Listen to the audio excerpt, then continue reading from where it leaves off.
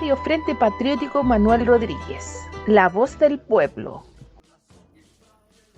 En estos días, estas jornadas y manifestaciones, la palabra violencia es la que destaca en los noticieros que todos sabemos controlan los dueños del capital. O también deberíamos decir los usurpadores de nuestras riquezas, los informativos de los privados que controlan los canales de televisión. Son las mismas familias que están en el ranking de las más ricas del país.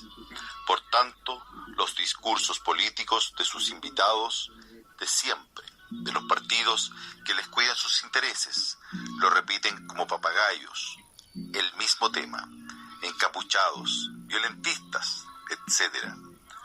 Al rebaño se suman los políticos a cargo del gobierno y buena parte de parlamentarios, poniendo énfasis en el orden público como el remedio para controlar los desórdenes callejeros. Así, las personas sencillas, los trabajadores y trabajadoras, los mismos que le llenan los bolsillos a los dueños de la empresa oficial, a cambio de sueldos miserables para aumentar la ganancia de los ricos, nuestros pueblos, o el populacho para ellos, los conscientes del desequilibrio social, del mal manejo político y descalabro económico, los que claman por sus derechos, los que gritamos las injusticias en nuestras grandes alamedas, nos hemos convertido en actores violentos para los dueños de este país. Las reivindicaciones de los derechos humanos en las manifestaciones de los pueblos es un hecho que perturba a los poderosos, como si ellos no tuvieran nada que ver con el violento accionar del capitalismo, como si el empobrecimiento de los sectores populares les fuera absolutamente ajeno. Nada dicen de lo que pasa con las desigualdades, la pobreza extrema, los crímenes contra nuestros mapuches, cometidos por representantes de las fuerzas del orden, amparados por la ley y al servicio del cumplimiento de las leyes. Tal vez eso para ellos, esto no es violencia. Y de la violencia exacerbada de los representantes de las fuerzas del orden, tampoco nada se dice de los que maltrataron, violentaron y dejaron ciegos a chilenas y chilenos que se manifestaban por las calles a partir del 18 de octubre del 2019, día que quedará grabado e ingresado en la historia de las luchas por las reivindicaciones de los postergados de siempre. Este 18 de octubre, al cumplirse un año desde el inicio de la rebelión estudiantil y juvenil, estallido social, revuelta, o como le llamen, la sociedad sigue molesta y mantiene su exigencia de un cambio en el modelo económico ultraliberal que nos aplasta desde hace más de 30 años y que ha generado la inmensa brecha de desigualdad. La pandemia, el estado de crisis sanitario, la falta de ingresos de los que viven y trabajan el día a día, ha agudizado la indignación explotada tras la acumulación por una alegría que nunca llegó, que fue la falsa democracia presentada, porque la salida de la violenta tiranía que bombardeó la casa de gobierno con el presidente democráticamente electo en su interior fue un acuerdo y negociado que amparó asesinatos y mantiene todavía, pese a los años, un pacto violento de silencio para ocultar sus crímenes. Crímenes como el que recordamos el pasado 16 de octubre en La Serena, memorando a los 15 fusilados por la Caravana de la Muerte, comandada por Sergio Arellano Stark, cuya misión fue ordenada personalmente por el violentista más sanguinario que recuerde la historia, acto probado por el documento que mostraba en cada ciudad que pisaba, transformándose en un representante directo del capitán general, golpista e innombrable. Crímenes como el que recordaremos el próximo 22 de octubre, donde fueron fusilados 4 militantes del Partido Comunista de Lota, en la ciudad de Concepción, en horas de la madrugada, para luego ocultar sus cuerpos recuperados en los años post-dictadura. Crímenes como los perpetrados en el río Tinguiririca el 28 de octubre, al asesinar a nuestros recordados comandantes Tamara y Rodrigo. crimen, lo más violento acontecido hace unas semanas al lanzar del puente Pío IX a un joven por la baranda de dicho puente. Crimen acontecido el domingo en la capital chilena, que nos deja con un joven muerto a manos del Cuerpo Policial de Carabineros, presuntamente de manera defensiva, de acuerdo con la versión gubernamental.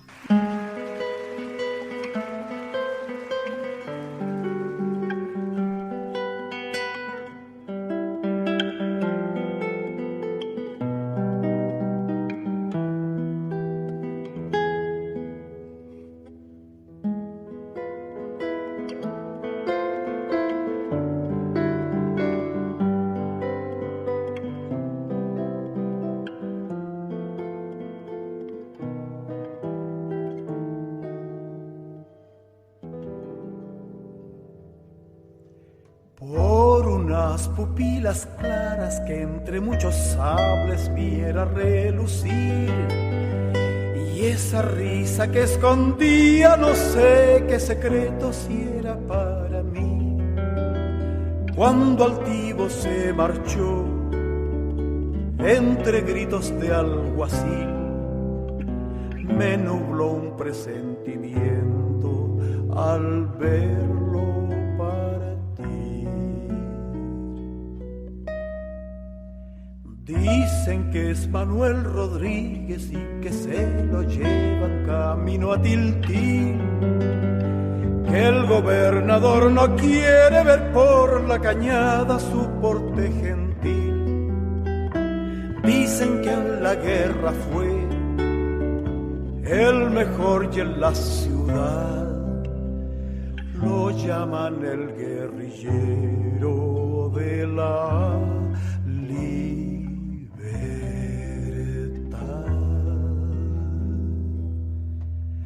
Solo sé que ausente va, que lo llevan los soldados, que amarrado a la montura la tropa lo aleja de su general.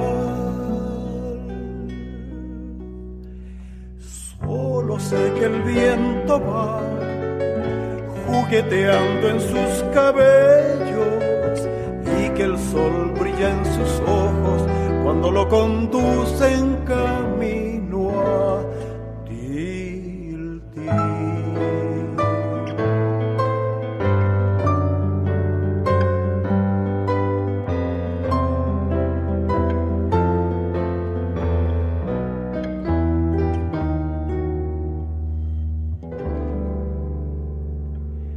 Dicen que era como un rayo cuando galopaba sobre su corcel, y que al paso del jinete todos murmuraban su nombre, Manuel.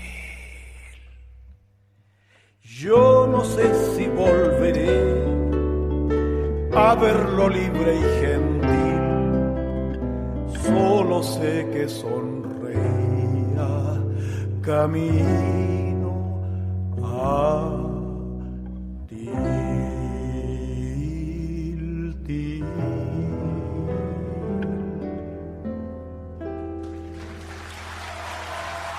El 27 de octubre de 1988, Tamara y José Miguel llevan a sus espaldas un enorme contingente policial. Corren tomados de las manos y los perseguidores parecen estar tan cerca que el aliento enemigo les entibia el cuello. Hace 32 años encontraron flotando en el río Tinguiririca los cuerpos de Cecilia y Raúl, quienes fueron parte de la Dirección Nacional del Frente Patriótico Manuel Rodríguez. Tamara y José Miguel le dieron sentido a la lucha llevada a cabo por el Frente desde el 83, cada vez con acciones más elaboradas y consecuentes, y en el último suspiro de sus vidas se fue cumpliendo la tarea. Había que irrumpir en grande varias operaciones guerrilleras a lo largo del país. La GPN, Guerra Patriótica Nacional, es el resultado de un análisis profundo de las y los rodriguistas, quien se encargó de sintetizar y elaborar la estrategia que buscaba la toma del poder como objetivo último. Estaba planteada en 3 etapas, las que estarían determinadas por las condiciones de lucha política, social, económica y militar en el país. La primera etapa, preparación de las fuerzas, cuadros probados, destacados por su entrega y disposición, que tenían la tarea de foguearse, desarrollando la preparación de las condiciones necesarias, adaptándose al clima, al terreno, crear las redes de abastecimiento, la infraestructura y fortalecer la base social. En las zonas destinadas había que lograr conocerla como la palma de la mano, saber quiénes vivían cerca, tomar contactos, generar lazos de amistad que permitieran el apoyo a las diferentes funciones que se requerían para el asentamiento de los equipos o unidades guerrilleras. No se buscaba el enfrentamiento con el enemigo, todo lo contrario, había que pasar desapercibido y mantener esta situación lo más que se pudiera. La tarea fundamental estaba determinada en generar las condiciones necesarias para establecer corredores que nos permitiera unir el trabajo con los grupos de frontera. En las ciudades se fortalecía el trabajo de reclutamiento y preparación política de los militantes, que debían desarrollar el trabajo en los territorios convirtiéndose en personajes queridos o queridas, respetados o respetadas por la disposición y entrega en las luchas del pueblo. Debían convertirse en militantes integrales, dar el ejemplo y ganarse el respeto de los vecinos o vecinas. La tarea era ser conductores de los procesos, mostrar las contradicciones del modelo imperante y preparar la autodefensa de las masas a través de la participación en los organismos de masas populares, desarrollando pasquines, haciendo estudios del teatro, de operaciones en torno, adelantarse al enemigo previendo las posibles distribuciones del ejército. La segunda etapa fue la consolidación de las fuerzas necesarias para la lucha, ya instaladas en los distintos escenarios, con la concentración de los medios necesarios y la organización de su distribución en las zonas. La tercera etapa, el asalto final, con un pueblo empoderado y preparado para enfrentar en todos los terrenos al enemigo. El 21 de octubre sería el hito que marcaría el inicio, el lanzamiento de la estrategia para que el pueblo conociera, en parte, la decisión del Frente Patriótico Manuel Rodríguez y de la manera como irrumpiría en contra de la dictadura cívico-militar que tantas muertes de trabajadores y trabajadoras había cobrado desde el golpe. Se conocía el poder militar con que el enemigo contaba, un ejército profesional con armamento y tecnología para la época, de punta, y con todos los recursos necesarios, con una alianza férrea con la CIA y el gobierno norteamericano. Los y las rodriguistas recogiendo con las heroicas luchas de los pueblos originarios, de los héroes y heroínas de la independencia y de miles de obreros y obreras que habían dado su vida por la libertad de esta larga y aguerrida faja de tierra. Apostó por el amor a la patria, a los pueblos que la habitan y se decidió a luchar y luchar hasta vencer o morir. 4 poblados fueron elegidos para llevar a cabo las operaciones de propaganda y castigo: Los Queñes, La Mora, Aguas Grandes, Pichipeyahuen. En Pichipeyahuen se entraba al pueblo y se atacaba el cuartel, operación que no resultó como se había planificado en primera instancia, por razones culturales. Varios combatientes mapuches que participarían de la incursión no se encontraban en condiciones. El jefe de la operación logró desarrollar el plan alternativo, atacando el cuartel y retirándose sin sufrir bajas. La Mora y Aguas Grandes no tuvieron el efecto que se esperaba, ya que el enemigo no apareció por las zonas, desarrollando las tareas encomendadas y retirándose de las zonas sin sufrir bajas. Los Queñes, operación principal, ya que en ella participaron importantes cuadros del Frente Patriótico Manuel Rodríguez, entre ellos Rodrigo, Tamara y Juan Órdenes, Pelarco, Boris y otros tantos esforzados y heroicos y heroicas hombres y mujeres rodriguistas. Se distribuyeron en 4 grupos, cada uno al mando de un jefe de grupo. Un grupo que tenía la misión de neutralizar el cuartel, recuperar el armamento y reducir al enemigo. Un segundo grupo, desarrollar la propaganda en el lugar. Otro, tomar la radio que se ubicaba en la posta y cortar el único teléfono que se ubicaba en la hostería. Y un cuarto grupo que había salido de la noche anterior y que tenía la tarea de desarrollar una emboscada que impidiera el paso del enemigo mientras se producía el copamiento. Este grupo prepara las condiciones necesarias en un alto del camino, que obligaba a los vehículos a bajar la velocidad, ya que había una curva pronunciada en el lugar. Se instala una mina antivehículo vietnamita y los combatientes con fusil M16 esperan que intente pasar algún vehículo militar. La emboscada busca detener el paso del enemigo hasta el lugar donde se está efectuando la operación principal. Esta tarea tenía un tiempo límite. La orden del comandante Rodrigo había sido clara, cumpliéndose con creces, ya que el equipo se quedó más de media hora más en el lugar. Cuando se acercaba a un vehículo, el grupo estuvo a punto de activar la vietnamita. Por suerte, no lo hizo, ya que era una ambulancia. Al desarmar, y ya siendo las 01 de la mañana, el jefe ordena desactivar la mina y hacer retirada del lugar. El grupo se retiró sin bajas. En el grupo de la operación principal, los grupos comenzaban a retirarse. Un carabinero salió de su casa y, sin saber lo que sucedía, enfrentó valientemente a los hermanos, quienes respondieron a los disparos hiriéndolo de gravedad. Se desarrolló la retirada como se había planificado. Boris, con su grupo, se retiraron rumbo al sur, por la cordillera, encontrándose desprevenidos con el enemigo, quienes le dispararon hiriendo a uno de los hermanos del grupo. Los compas repelieron el ataque y lograron, teniendo que cargar al herido, caminando varios días y horas para llegar a un refugio donde se le atendió salvando su vida. Dos grupos continuaron hacia el norte por la cordillera varios kilómetros. Después del ataque, el jefe del grupo, Bigote, ordena a sus combatientes dejar sus armas personales ocultas y bajar sin protección, confiando en una de las leyendas que habían construido previamente, ya que en la zona había un colaborador que había sido carabinero.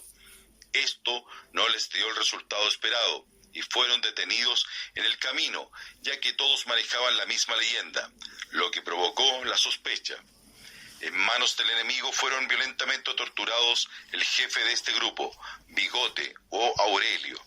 Logró escapar, lo que alertó a los rodriguistas que algunas semanas de esta situación se comenzó una investigación interna. El tercer grupo, junto a los jefes Rodrigo y Tamara, días de escapar del enemigo por la cordillera, llegan hasta una cabaña de uno de los colaboradores en la zona de La Rufina, donde se instalan, y el grupo de compas que los acompañas se instalan unos metros de distancia en un tatú previamente preparado, desde donde salen a explorar la zona. En una de estas misiones, Pelarco se encuentra con el enemigo. La destreza del compa, que ya había vivido una situación parecida, por lo que se le conocía con el nombre de Pelarco, que pagó varios días por la cordillera. En otra ocasión, pues le detectaron un campamento, logrando escurrirse del enemigo que le pisó los talones. Nuevamente vivía la situación. Le ordenaron detenerse y él, que era un campesino, les dijo que andaba buscando los animales. Cuando se retiraba, lo volvieron a llamar. Corrió y subió una colina, encontrándose con un policía con su ametralladora, y forcejeó intentando quitársela, hasta que corrió y saltó un barranco cayendo entre la zarzamora, logrando nuevamente escabullirse y llegar al tatú, donde informó de la cercanía del enemigo. La casa donde se encontraban los comandantes fue rodeada y escaparon muy mal armados. Inclusive el comandante Rodrigo sufría de una pierna, la que mantenía vendada. Escaparon y esperaron la noche. Al parecer, el comandante intentó quitarle el fusil al enemigo, logrando escapar hasta que los dos fueron detenidos. violentamente torturados, casi moribundos, son lanzados al río Tinguiririca, donde finalmente se ahogan. Los encargados de perseguir y detener son Manuel Osvaldo Espinosa Castro, oficial de Carabineros, estaba a cargo del personal de inteligencia del OS4, dispuesto desde Santiago. Fue también asesor del fiscal regional Alejandro Peña y posteriormente se desempeña como jefe de apoyo criminalística de la Fiscalía Regional Sur. Al estar en el Poder Judicial, Raúl Eduardo Mera Muñoz y Carlos Ramón Aránguiz Zúñiga, coludidos con estos asesinos, hoy están libres. Julio Acosta Chávez, Carlos Benzamilovich Hidalgo, Juan Rivera Irachet y Walter Soto Medina. De nuevo quieren manchar mi tierra con sangre obrera, los que hablan de libertad y tienen las manos negras, los que quieren dividir a la madre de sus hijos y quieren reconstruir la cruz que arrastrará a Cristo. Quieren ocultar la infamia que legaron desde siglos, pero el color de asesinos no borrarán de su cara. Ya fueron miles y miles los que entregaron su sangre y en caudales generosos multiplicaron los panes.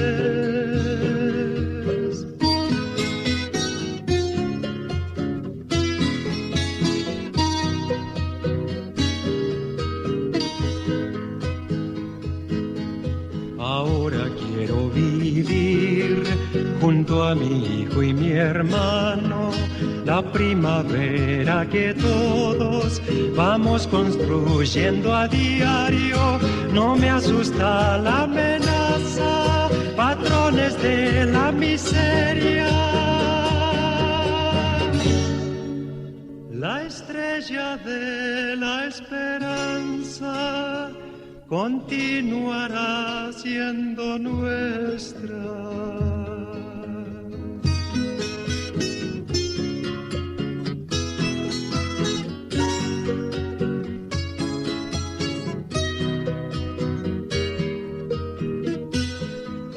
Vientos del pueblo me llaman, vientos del pueblo me llevan, me esparcen el corazón y me aventan la garganta, así cantar al poeta, mientras el alma me suene por los caminos del pueblo, desde ahora y para siempre.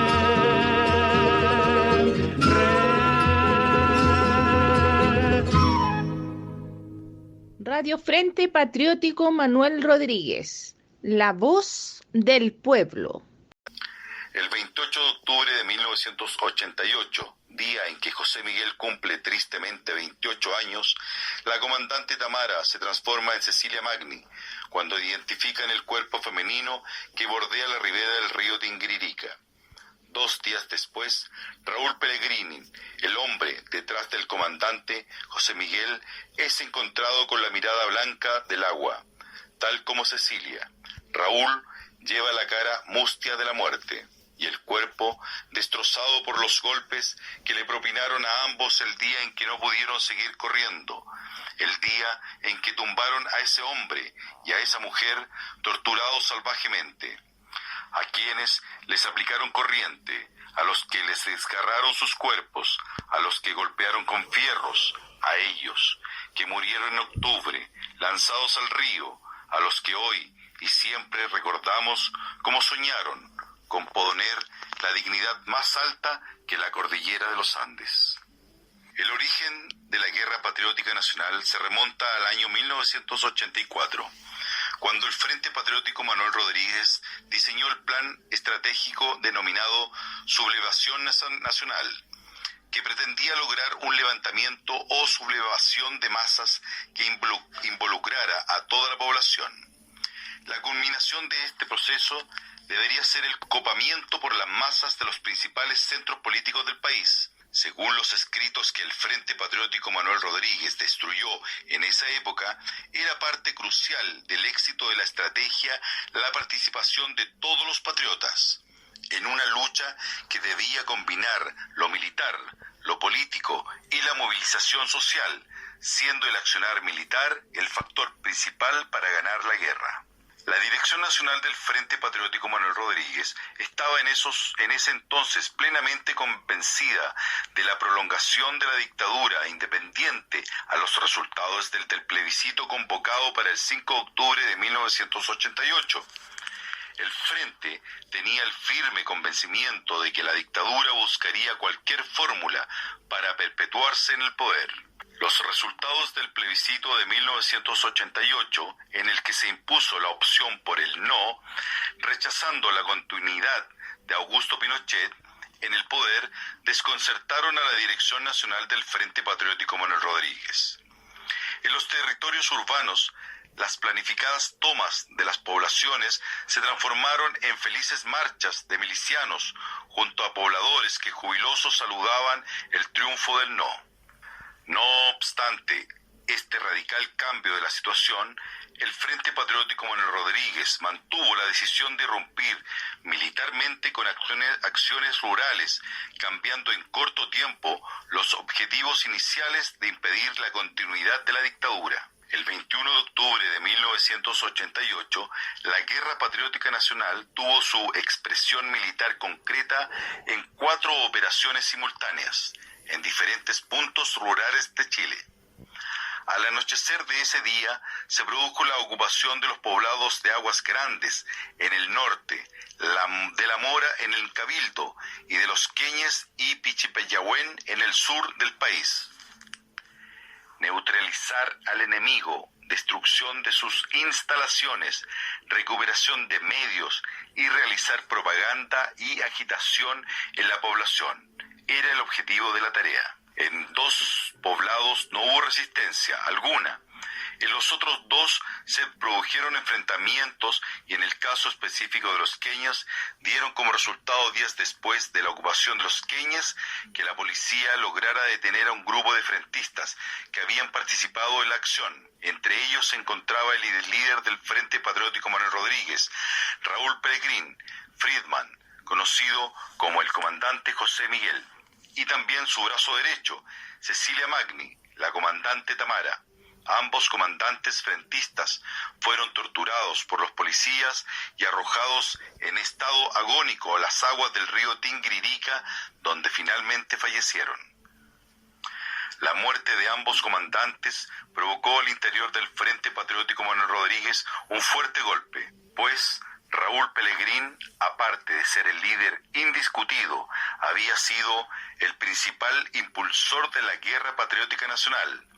Ante este desalentador panorama, el proyecto de la Guerra Patriótica Nacional finalmente fue descartado, por lo que el Frente Patriótico Manuel Rodríguez decidió implementar nuevas políticas ante la perspectiva del retorno a Chile de la democracia en marzo de 1990.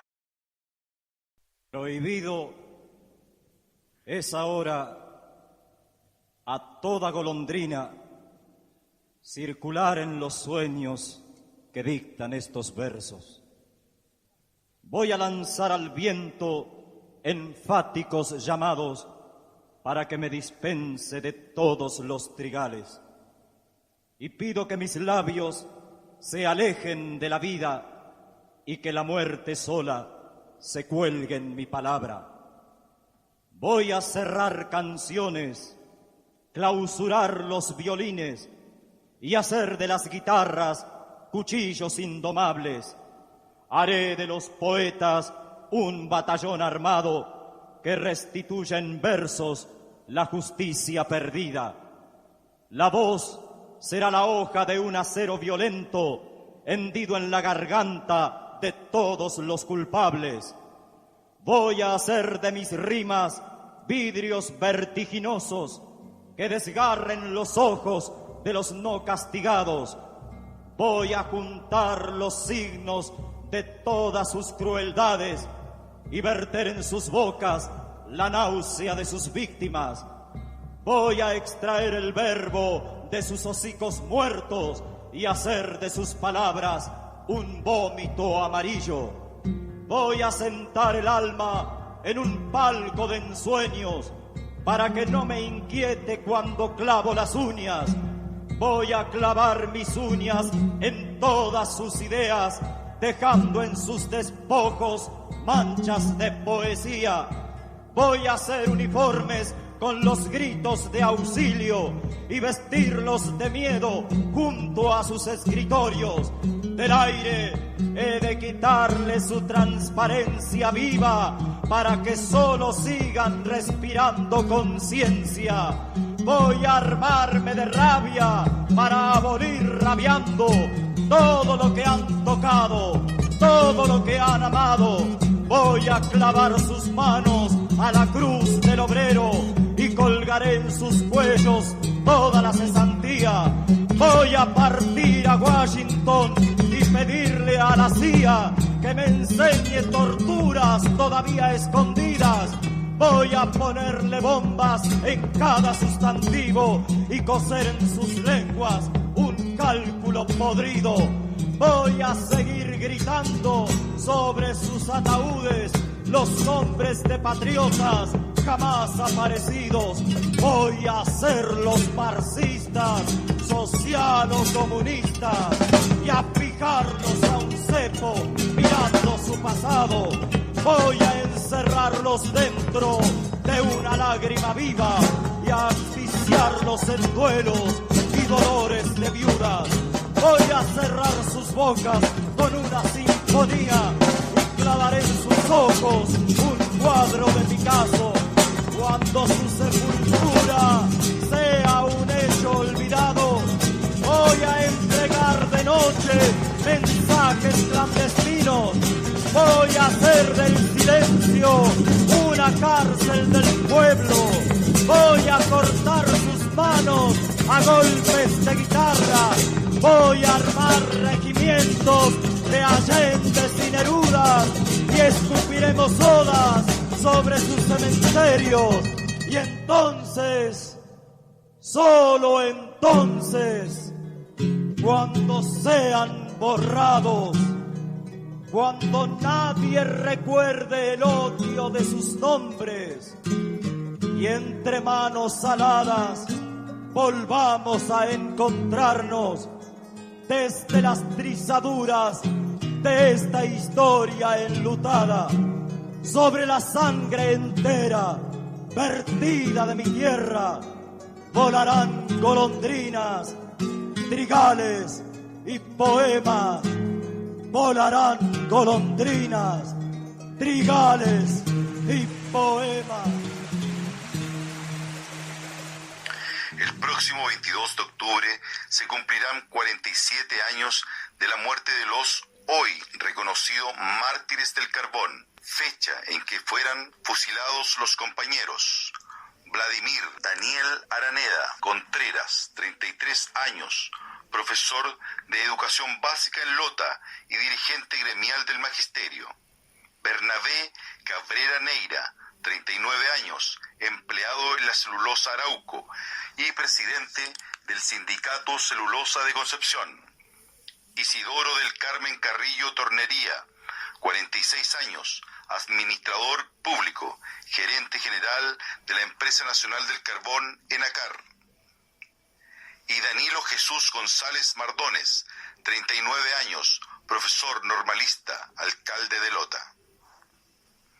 Los cuatro, luego de ser detenidos, fueron sometidos a proceso y condenados a la pena máxima en un consejo de guerra, en la causa Roll 1645-73, atribuyéndoles ser jefes de una denominado Plan Z, que se comprobó que nunca existió, que fue parte de una estrategia de los militares para justificar sus asesinatos, tratando de dar legitimidad a este atropello al más elemental derecho humano, que es el derecho a la vida.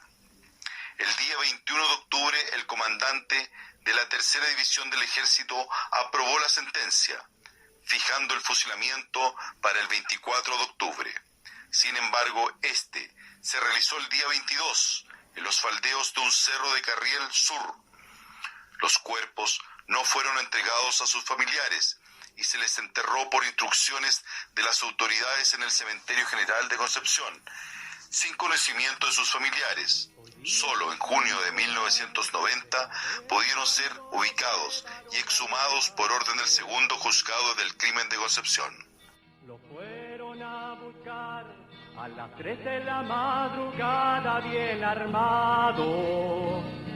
Dijeron pertenecer a un organismo del Estado.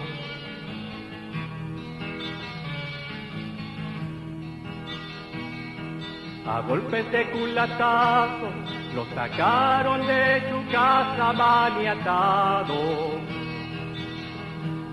Iba lleno de coraje, la mirada desafiante y frente en alto.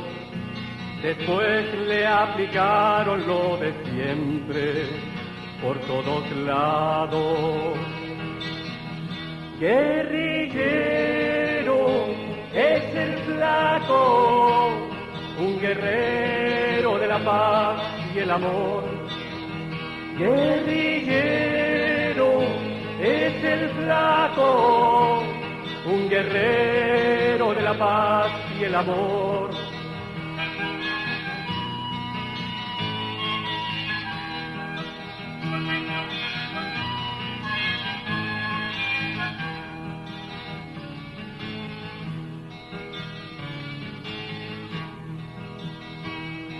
Claro que los tribunales se enteraron atrasados de ese rapto.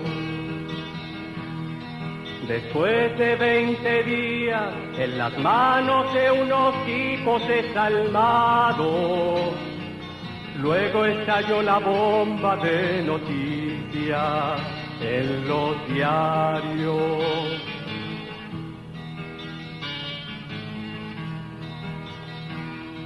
Pusieron fiscal de guerra un militar que desconoce a su abogado. Aparece en la TV rodeado de periodistas sobornados, echando la culpa al flaco de tomar parte en el atentado. Guerrillero es el flaco, un guerrero de la paz y el amor. Guerrillero es el flaco, un guerrero de la paz y el amor.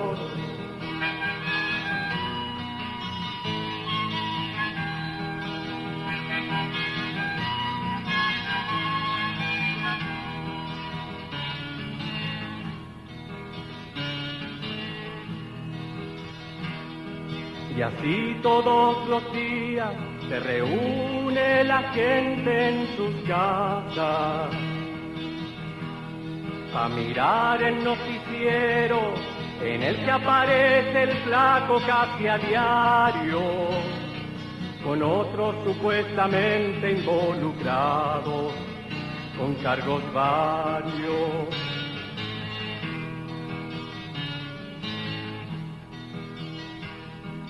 En las murallas del barrio escriben su nombre ahora los muchachos.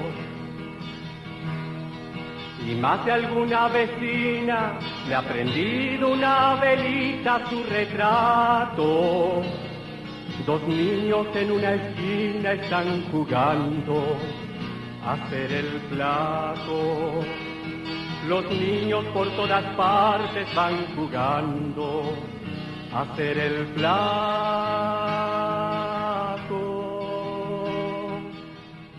Guerrillero es el flaco.